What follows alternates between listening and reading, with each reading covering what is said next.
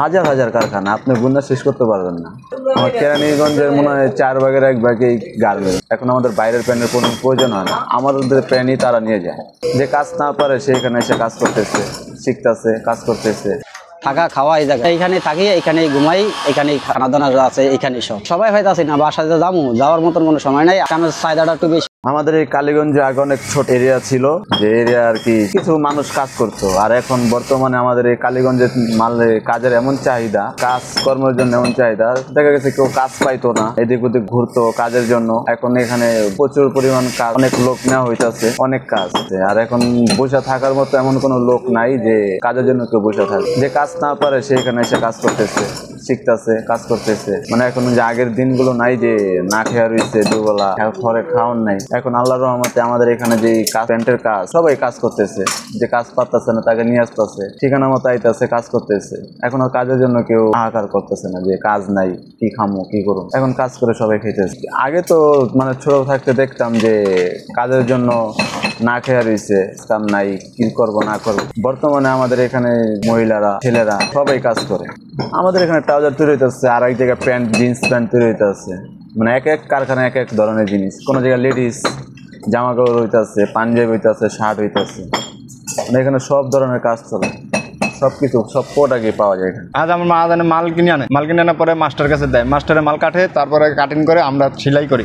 আমরা সেলাই করে মাল আমাদের এই জায়গা থেকে মা জানে 3-4 তলা নিয়ে যায়। 4 তলা নিয়ে হাতের কাছে লোক আছে, তারা মনে করেন এই বোতাম লাগায়, সুতাব আছে, তারপরে মনে করেন এই রশি লাগায় কলারে, হাতের কাম যা আছে সবকিছু প্যাকেটিং বুটিং করিয়া মাল এই জায়গা থেকে সাপ্লাই হয়। মালের কোয়ালিটি অনেক ভালো। এই প্যান্টটা আপনার দেখা গেছে 1 থেকে 2 বছর ইউজ করতে পারে। যেমন আগে চায়নার থেকে প্যান্ট আসতো, সেগুলো মানুষ অনেক ভালো সেল হইতো, ভালো টিকসই হইতো। কিন্তু আমাদের বাংলাদেশে এখন যে প্যান্টটি তৈরি হইতেছে, এখন তাদের চাইতে আমাদের ভালো অনেক। এখন আমাদের বাইরের প্যান্টের কোনো প্রয়োজন হয় না, আমাদের প্যান্টই তারা নিয়ে যায়। ভালো ভালো শোরুমে আমাদের বাংলা প্যান্টে আপনার বাইরের ইন্ডিয়ান প্যান্ট বলে চালা দিতে হচ্ছে, বাইরের দেশের প্যান্ট বলে চালা দিচ্ছে। আর আমাদের এই প্যান্ট তো আমাদের এখানে লোকাল গার্মেন্টস, যারা এই প্যান্টটি যে বড় বড় গার্মেন্টসে তৈরি হয়, তাহলে সেগুলো তো বাইরে চলে যায়। আগে যেমন একটা বাইরের মালের একটা চাহিদা ছিল, চায়না প্যান্ট, ইন্ডিয়ান কাপড়, ইন্ডিয়ান প্যান্ট, এখন আর এই জিনিসটা কেউ বলে না। এখন বাংলাদেশে যে পণ্য প্যান্টটা তৈরি হইতেছে, এই প্যান্টটা এখন পুরো বাংলাদেশে সবাই ভালো করতেছে এবং বাইরের দেশেও নিয়ে যেতেছে। হাজার হাজার কারখানা, আপনি গুণা শেষ করতে পারবেন না। আমার কেরানীগঞ্জের মনে হয় 4 ভাগের 1 ভাগই গার্মেন্টস। আমি এতটুকু জানি 20,000 উপরে ফ্যাক্টরি আছে, আর মাজন আছে বোধ না 20-এর উপরে। এক একটা বিল্ডিং এর মধ্যে দেখা গেছে 50-60 জনের উপরে মাজন আছে। এক একটা ওয়ার্ড ভিন্ন ভিন্ন। যেমন এই একটা আমরা এক মাজন, পাশের ঘরে আর এক মাজন। এখানে বোধ না বাবা ছোটতে ধইরা বাচ্চাদের শুরু করে লেডিস মাল সুদ্ধা সব মাল আইটেম হয় কেরানীগঞ্জে। টুয়াডার মোয়াডার সব এখানে তৈরি হয়।